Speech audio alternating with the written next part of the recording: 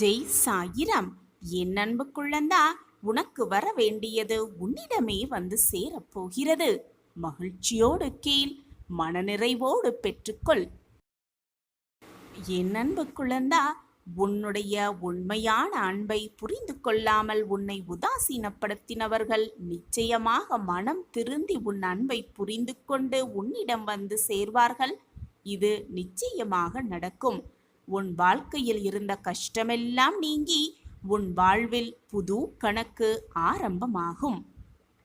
உன்னை உதாசீனப்படுத்திவிட்டு உன்னை ஏளனமாக நினைத்துவிட்டு உன்னை விட்டு விலகி சென்றவர்களுக்கு நான் புரிய வைப்பேன். உன்னுடைய அன்பு, தூய்மையான உன்னுடைய அன்பு எவ்வளவு பொக்கிஷமானது என்பதை நான் அவர்களுக்கு காலத்தின் அருமையால் புரிய வைப்பேன்.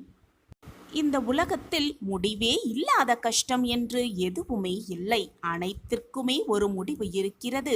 நிரந்தரமே இல்லாத இந்த வாழ்க்கையில் அனைத்திற்கும் ஒரு முடிவு இருக்கத்தானே வேண்டும். உன்னை புரிந்து கொள்ளாதவர்களை நினைத்து நினைத்து வருத்தப்பட்டு கொண்டே இருப்பதை விட உன்னை புரிந்து கொண்டவர்கள், உன்னை சுற்றி உன் அன்பிற்காகவும் மட்டுமே காத்து கொண்டிருப்பவர்களை நேச பழகிக்கொள். அவர்களோடு சேர்ந்து வாழும் அந்த வாழ்க்கையை ரசித்து அழகாக வாழ கற்றுக்கொள். ஒன்றை மட்டும் நன்றாக புரிந்து கொள், மனதிற்கு பிடித்தமானவர்கள் செய்யும் எதுவுமே அழகாகத்தான் இருக்கும். ஓடாத நதியும் தேடாத மனமும் எப்பொழுதுமே தெளிவாக இருப்பதே இல்லை. வாழ்க்கை கற்றுத்தரும் பாடம் என்னவென்றால், அனைத்துமே சில காலம்தான். வருவதை ஏற்றுக்கொண்டால் வருவது ஏதோ ஒரு காரணத்திற்காகத்தான் வருகிறது என்பதை புரிந்து கொண்டால் வாழ்வு சிறக்கும். சில காலம்தான், அனைத்துமே மாறும் என்பதை புரிந்து கொண்டால் ஏமாற்றம் பெரிதாக தெரியாது, ஏமாற்றம் வரவும் வராது. யாரையுமே வாழ்க்கையில் முழுமையாக நம்பிவிடாதே, உன்னை மட்டும் முழுமையாக நம்பு. வாழ்வு ஒரு முறைதான், அந்த வாழ்க்கையை நிம்மதியோடு வாழ்ந்துவிட்டு போகலாமே. அதை அர்த்தமுள்ளதாக வாழ்ந்துவிட்டு போகலாமே. மற்றவர்களுக்கு பிரயோஜனப்படும்படி வாழ்ந்துவிட்டு போகலாமே. மற்றவர்களுக்கு உதவி செய்யும்படி வாழ்ந்துவிட்டு போகலாமே. வாழ்க்கை என்பது சாகும் வரை அல்ல, மற்றவர்களின் மனதில் நீ வாழும் வரை உன் வாழ்க்கையில் நீ வாழ்ந்து கொண்டே இருப்பாய் என்பதுதான் உண்மையிலும் உண்மை. என் அன்பு குழந்தா, மனதை தேவையில்லாத விஷயங்களில் போட்டு குழப்பிக்கொண்டே இருக்காதே. உனக்கு வர வேண்டியது உன்னிடமே கொண்டு வந்து நான் சேர்ப்பேன். வாழ்வில் நீ உச்சத்தை அடைவாய். இன்னும் நீ கடந்து போக வேண்டிய தூரம் கொஞ்சம்தான் இருக்கிறது. வாழ்க்கையில் நீ பயணிக்கும் ஒவ்வொரு நாளும் ஒவ்வொரு அனுபவத்தை கற்றுக்கொண்டிருக்கிறாய். ஒவ்வொரு அனுபவங்களும் உன் வாழ்க்கைக்கான பாடம்தான். ஒரு முறை பாபாவை அன்புடன் நோக்கினால் அவர் ஆயுள் முழுவதற்கும் நம்முடையவர் ஆகிவிடுகிறார். உண்மையான அன்பை தவிர நம்மிடம் அவர் வேறெதையும் எதிர்பார்ப்பதே இல்லை என்பது யார் ஒருவருக்கு நன்றாக புரிகிறதோ அவர்கள் மனதில் நான் நிச்சயமாக லயித்து இருப்பேன், நிரந்தரமாக வாசம் புரிவேன். கூப்பிடும் போது காப்பாற்ற ஓடி வருவேன். எந்த நேரத்திலோ என்ன காலத்திலோ எந்த நேரமாக இருந்தாலும் நான் ஓடோடி வருவேன். சதா சர்வகாலமும் சாயி சாயி என்று உச்சரித்து கொண்டே இருக்கும் எவரை விட்டு நான் நீங்கவே மாட்டேன். நினைத்த வாழ்க்கையை உனக்கு கிடைக்கும்படி நான் செய்து கொண்டே இருப்பேன். என் வாக்கு என்றுமே பொய்யாகாது. உன்னை துரத்தி கொண்டிருக்கும் கடுமையான துயரத்திலிருந்து விடுபட முடியாமல் கடும் வேதனையடைந்து அதை பகிர்ந்து கொள்ளக்கூட எவரும் இல்லையே என்று கலங்கிக் கொண்டிருந்த உன்னை நான் தேர்ந்தெடுத்திருக்கிறேன். உன் துயர் துடைக்க உன்னை தேடி நீ இருக்கும் திசையை நோக்கி நான் அடியை எடுத்து வைத்து விட்டேன்.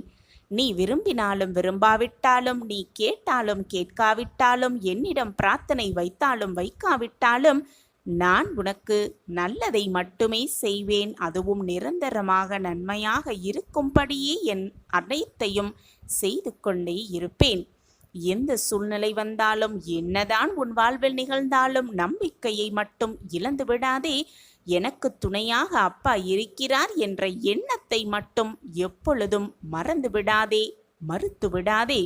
உன் வாழ்வில் ஆனந்தத்தை நிரப்ப நான் முடிவு செய்துவிட்டேன். உனக்கு வர வேண்டியதை உன்னிடம் சேர்க்க நான் முடிவு செய்துவிட்டேன். அதற்கான திட்டத்தையும் நான் தீட்டுவிட்டேன். உன் வாழ்வில் இருந்த கஷ்டங்கள், வேதனைகள், சோதனைகள் எல்லாமே உன் பூர்வ ஜென்ம பாவம் முடிந்தது போல முடியப் போகிறது. உன் புது கணக்கு தொடங்கும் தருவாயில் நீ இப்பொழுது நின்று கொண்டிருக்கிறாய். அந்த தருவாயில் நீ நிற்பதால் தான் இதோ இப்பொழுது இது உன் கண்களில் பட்டிருக்கிறது. இப்பொழுது என்னுடைய வாக்கு உன் செவிகளில் விழுந்து கொண்டிருக்கிறதல்லவா? அப்படி என்றால் நீ அதிர்ஷ்டசாலிதான்.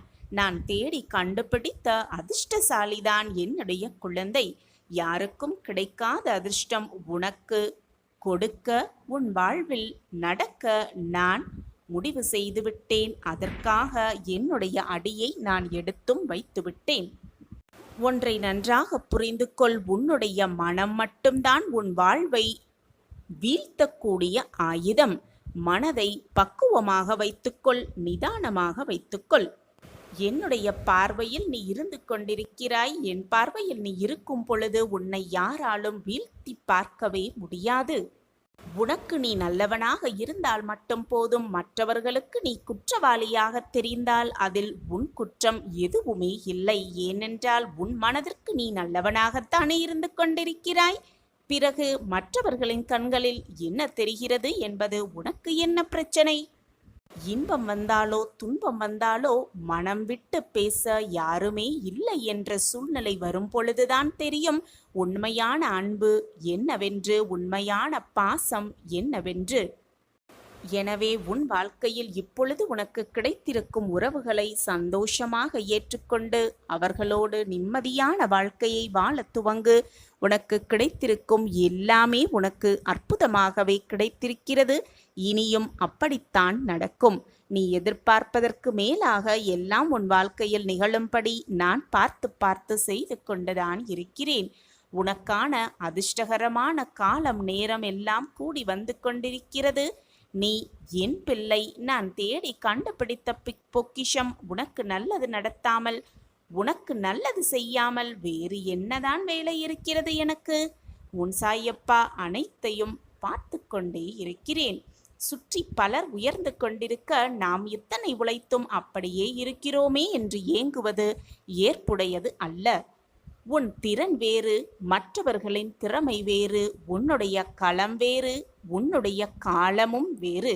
யாரிடமும் உன்னோடு ஒப்பிடாதே. உழைப்பை கைவிட்டு விடாதே. உனக்கான சமயம் வரும், உனக்கான நேரம் வரும், உனக்கான காலம் வரும். அதிர்ஷ்டம் உன் பக்கமும் வீசும். காலம் மாறிக்கொண்டேதான் இருக்கும். மாற்றம் ஒன்றே மாறாதது. நான் இருக்கிறேன். இன்பத்தை கண்டு பரவசப்படாமல், அதிகமாக பரவசப்படாமல், துன்பத்தை கண்டு துவண்டு விடாமல், அப்படியே துவண்டு சரிந்து உட்கார்ந்து விடாமல் உன்னை சமநிலையில் வைத்துக்கொள்ள பழகிக்கொள். அப்பொழுது எதற்குமே நீ கலங்க வேண்டிய அவசியமே இருக்காது. இந்த பக்குவமான மனநிலைக்கு முதலில் உன்னை கொண்டு வருவது மிக மிக கஷ்டமாகத்தான் முதலில் இருக்கும். ஆனால் முயன்று பார். முடியாதது என்று எதுவுமே இந்த உலகில் இல்லை. உலகத்தில் எதுவுமே நிலையானது அல்ல என்பதுதான் உண்மையிலும் உண்மை. நிலையாமை மட்டும்தான் இந்த உலகின் ஒரே நிலையான உண்மை. அந்த உண்மையை உணர்த்துவதும் தெளிவதுமான அனுபவமே நமக்கு வாழ்க்கை பயணமாகவே ஆகிறது. அந்த பயணத்தில் ஏதோ ஒரு கட்டத்தில் நாம் விரும்பியோ விரும்பாமலோ இந்த உண்மைக்கு நாம் ஆட்கொள்கிறோம். அதன் தாக்கத்தில் தீவிரத்தில் நாம் அனைவருமே செயலிழந்து நிதானமிழந்து தவறி மயங்கி நிற்கிறோம். அத்தகைய மயக்க நிலையை எதிர்கொள்ளவும் அதிலிருந்து மீளும் வழிவகைகளை நாம் தெளிவாக தெரிந்து கொள்ள வேண்டும். அதன்படி நம் வாழ்க்கையை நகர்த்தி கொண்டே இருந்தால் வாழ்க்கை அர்த்தமுள்ளதாகவும் அனைவருக்கும் பயனுள்ளதாகவும் மாறிவிடுகிறது. நிலை இல்லாதவர்களை நிலையானது என எண்ணி அதில் மனம் மயங்கி வாழ்க்கையை வீணடிக்காமல் நிலையான பேரருளை உணர்ந்து தெளிந்து அதன் வழி நிற்பதே நம் வாழ்க்கையில் நீ முன்னேறுவதற்கான, வெற்றியடைவதற்கான மிகப்பெரிய ஊக்கமாகவே இருக்கும். கோபத்தை முதலில் குறைத்து கொள்ள பழகிக்கொள். எது வந்தாலும் மற்றவர்களிடத்தில் கோபத்தை காட்டாதே. நெருக்கமானவர்களிடம் காட்டப்படும் கோபமும் ஒரு விதமான அன்புதான் என்பதை புரிந்து கொள். எது நடந்தாலும், உன்னை சுற்றி எது நடந்தாலும், உன்னை விட்டு எது விலகினாலும், உனக்கு வாழ்க்கையில் என்ன நிகழ்ந்தாலும் எல்லாமே ஏற்கனவே தீர்மானிக்கப்பட்டதுதான். தீர்மானிக்கப்பட்டபடிதான் எல்லாமே உன் வாழ்க்கையில் இது நாள் வரை நடந்து கொண்டிருக்கிறது. இனியும் அப்படித்தான் நடக்கும். எல்லாமே இறைவனின் விளையாட்டுதான். கொடுப்பவர் அல்ல இறைவன், கொடுக்க வைப்பவரும் இறைவன்தான். இதை உணர்த்தும் விதமாக ஒரு சிறிய கதையை பார்க்கலாம். முன்னொரு காலத்தில் அரசன் ஒருவன் இருந்தான். அவனுக்கு பல நற்குணங்கள் பொருந்தியவனாகவே இருந்தான். கடவுள் நம்பிக்கை மட்டும் அந்த அரசனுக்கு இல்லவே இல்லை. ஒரு நாள் அந்த அரசன் நாட்டு நிலைமையை பற்றி அறிந்து கொள்ள மாறு வேடத்தில் நகர்வலம் சென்றான். அப்போது நகரத்தில் 2 பிச்சைக்காரர்கள் பிச்சை எடுப்பதை பார்த்தான். ஒரு பிச்சைக்காரன் கடவுள் பெயரை சொல்லி பிச்சை கேட்டான். மற்றவனோ அரசனின் பெயரை சொல்லி பிச்சை கேட்டான். அரசன் அவர்களிடம், இருவருமே பிச்சை எடுப்பதை நான் பார்த்தேன். ஒருவர் கடவுள் பெயரை சொல்லியும் மற்றொருவர் அரசன் பெயரை சொல்லியும் பிச்சை எடுப்பதற்கு காரணம் என்ன என்று கேட்டார் அரசர். அதற்கு ஒருவர் கடவுள் நம்பிக்கை கொண்ட பிச்சைக்காரன், இந்த உலகம் முழுவதையும் காப்பவன் இறைவன்தான். இறைவனின் அருளால் மட்டுமே ஒருவன் செல்வந்தனாக மாற முடியும். அதனால்தான் நான் இறைவன் பெயரை சொல்லி பிச்சை கேட்கிறேன் என்றான். மற்றொரு பிச்சைக்காரனோ, அரசே, இறைவன் கண்ணுக்கு தெரியாதவன். ஆனால் கண்ணுக்கு தெரிந்த விஷயம் அரசன் மட்டுமே. அரசனால் மட்டுமே ஒருவன் செல்வந்தனாக முடியும். அதனால்தான் அரசன் பெயரை சொல்லி பிச்சை கேட்கிறேன் என்றானாம். அரசர் இருவரையும் அனுப்பிவிட்டு தன்னுடைய அமைச்சரிடம் இது பற்றி ஆலோசித்தார். அமைச்சர் அரசனிடம், அரசே, முதல் பிச்சைக்காரன் சொன்னதுதான் சரி. இறைவன் அருள் இருந்தால்தான் அந்த உதவியை பெற முடியும் என்றார். உடனே அரசர் கோபமுற்று, இறைவன் அருளா அல்லது அரசனின் அருளா என்று சோதித்து பார்க்க தீர்மானித்தான். சில நாட்களில் அந்நாட்டில் உள்ள கோயில் திருவிழா ஒன்று நடைபெற்றது. அங்கு அரசனும் குடிமக்களுக்கு சில பரிசுகளை அளிக்கப் போவதாக அறிவித்தான். பரிசினை பெற குடிமக்கள் அனைவரும் வந்தனர். அவர்களுடன் அந்த 2 பிச்சைக்காரர்களும் நின்றனர். அரசன் ஒவ்வொருவருக்கும் புதிய துணி ஒன்றையும் கூடவே பரங்கிக்காய் ஒன்றையும் பரிசளித்தான். அரசின் பெயரில் பிச்சை எடுப்பவனுக்கு மட்டும் பரங்கிக்காயினுள் நகை, தங்க நகை, வைர வைடூரியங்களை வைத்து அந்த பிச்சைக்காரனிடம் கைகளில் கொடுத்தான். கடவுள் பெயரை சொல்லி பிச்சை எடுத்தவனுக்கு எல்லோரையும் போலயே துணியும் பரங்கிக்காய் மட்டும் பரிசளித்தான். சில நாட்கள் கழிந்தன.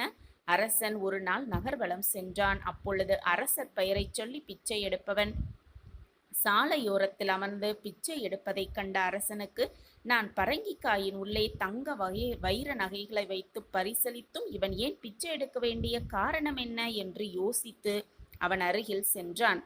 உடனே அரசன் அந்த பிச்சைக்காரனிடம், நான் அன்று உனக்கு பரிசுகள் அளித்தேனே, அதற்கு பிறகும் நீ பிச்சை எடுக்க வேண்டிய அவசியம் என்ன என்று கேட்டான். அந்த பிச்சைக்காரனும், அரசே, நீங்கள் அன்று ஒரு பரங்கிக்காய் பரிசளித்தீர்கள். அதை நான் 5 வெள்ளி காசுகளுக்கு ஒருவனுக்கு விற்றுவிட்டேன். அந்த 5 வெள்ளிக்காசுகளை வைத்து எத்தனை நாட்கள் தான் என்னால் உண்ண முடியும்? அதனால் மீண்டும் பிச்சை எடுக்க வந்துவிட்டேன் என்று கூறினானாம். அதை கேட்ட அரசன் கோபமுற்று, மூடனே, நான் உனக்கு பரிசளித்த பரங்கிக்காயினுள் தங்க வைர நகைகள் வைத்திருந்தேனே, நீ அதை பார்க்கவே இல்லையா? பார்த்திருந்தால் அறிந்திருப்பாயே என்று அவனை திட்டிவிட்டு நகர்ந்தார் அரசர். சற்று தூரத்தில் ஒரு செல்வந்தனை பார்த்தார் அரசர். அவன் இறைவன் பெயரை சொல்லி பிச்சை எடுத்தவன் என்பது அவனுக்கு புலப்பட்டது. அரசன் அவனிடம் சென்று, ஐயா, நீங்கள் முன்பு பிச்சை எடுத்துக்கொண்டு இருந்தீர்கள் அல்லவா? இப்பொழுது எப்படி செல்வந்தனாகீர்கள் என்று கேட்டார். அதற்கு அவனும், அரசே, நான் என் தந்தை இறந்த தினத்தில் சிலருக்கு இறைவன் பெயரை சொல்லி அன்னதானம் செய்தேன். அன்று ஒருவனிடம் 5 வெள்ளிக்காசு கொடுத்து ஒரு பரங்கிக்காய் வாங்கினேன். அதை சமைப்பதற்காக வெட்டிய போது அதனுள் தங்க வைர நகைகள் இருப்பதை கண்டேன். இறைவனின் அருளால் இன்று நான் செல்வந்தன் ஆகியே விட்டேன் என்று கூறினான். இறைவன் அருள் இல்லையென்றால் வாழும் வாழ்வில் எந்த வளமும் பெற முடியாது என்பதை அவன் புரிந்து கொண்டார். அரசர் புரிந்து கொண்டார். நாம் நல்லாட்சி செய்வதற்கும் இறைவன் அருளே என்று அரசர் அறிந்தும் கொண்டார். நல்ல மனம் படைத்தவர்களுக்கு, நல்ல எண்ணம் படைத்தவர்களுக்கு இறைவன் எப்பொழுதுமே அருள் புரிவார். கொடுப்பவர் மட்டும் அல்ல இறைவன், கொடுக்க வைப்பவரும் இறைவன்தான்.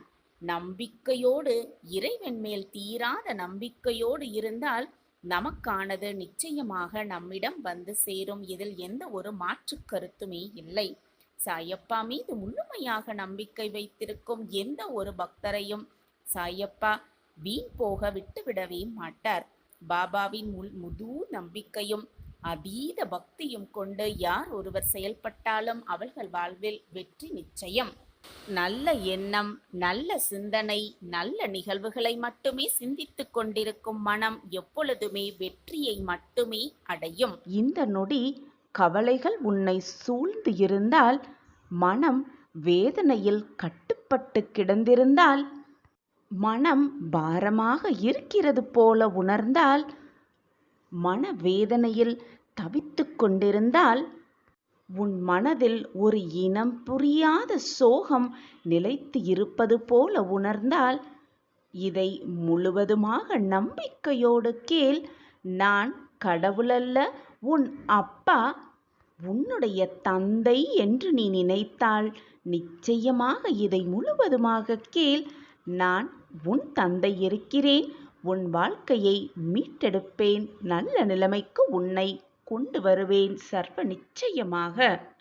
வாழ்க்கை என்றாலே ஏற்றம், இரக்கம், இன்பம், துன்பம், மகிழ்ச்சி, சந்தோஷம், ஆனந்தம், கோபம், விரக்தி, போராட்டம் என்று எல்லாமே கலந்துதானே இருக்கும். அதை லாபகமாக கடந்து வந்தால்தானே உன் வாழ்க்கையின் வெற்றியின் சுவாரஸ்யமே அடங்கியிருக்கும். அதை விட்டுவிட்டு எப்பொழுதுமே எதையோ பறிகொடுத்தது போல, எதையோ வாழ்க்கையில் முழுவதுமாக இழந்து விட்டதைப் போல, வாழ்க்கையையே வெறுத்து விட்டது போல எப்பொழுதுமே இப்படியே இருந்தால் என்னத்தான் செய்ய முடியும்?